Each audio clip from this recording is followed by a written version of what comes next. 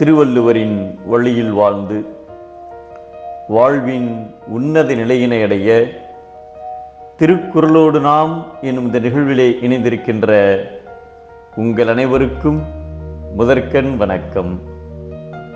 குறள் எண் 794, அதிகாரம் நட்பு ஆராய்தல்.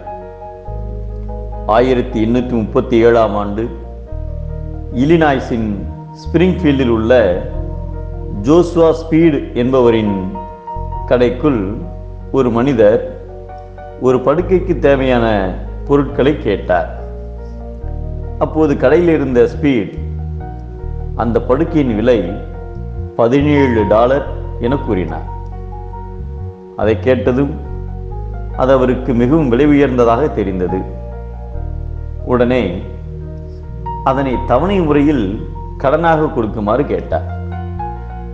அதற்கு ஸ்பீட் அவர்கள், ஐயா, உங்களை எனக்கு யார் என்றே தெரியாது, நான் எப்படி உங்களை நம்பி தவணையாக கடன் கொடுப்பது என்று கேட்டார்.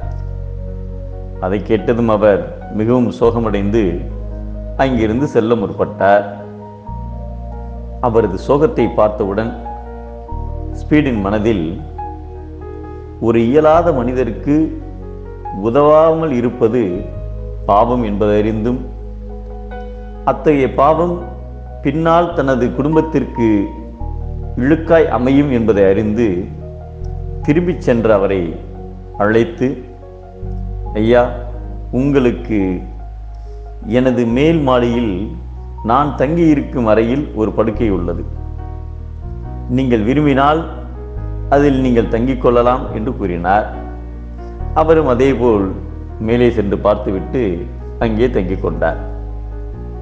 அந்த 28 வயதான ஆதரவற்ற மனிதர் தான் ஆப்ரஹாம் லிங்கன்.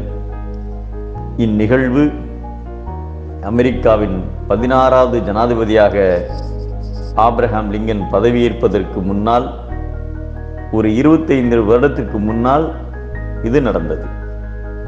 பின்னர் ஆப்ரஹாம் லிங்கனுக்கும் ஜோசுவா ஸ்பீடுக்கும் ஒரு ஆழமான நட்பு ஏற்பட்டது. பின்னாளில் ஆப்ரஹாம் லிங்கன் ஜனாதிபதியாக பதவியேற்றுக் கொண்ட பின்பும் கூட தன்னை ஆதரித்த அவருடைய நண்பன் ஸ்பீடை தேடி வந்து நட்பு கொண்டார். அத்தகைய நட்பு அமெரிக்க வரலாற்றில் இடம் பிடித்தது. நல்ல குடியில் பிறந்து தன் மீது சொல்லப்படும் பழிக்கு அஞ்சுபவனின் நட்பை விலை கொடுத்தாவது கொள்ள வேண்டும் என்பதை குடிப்பிறந்து தன் கண் பழி நாணுவானை கொடுத்தும் கொள்ளல் வேண்டும் நட்பு என்கிறார் நம் தெய்வப்புலவர் திருவள்ளுவர்.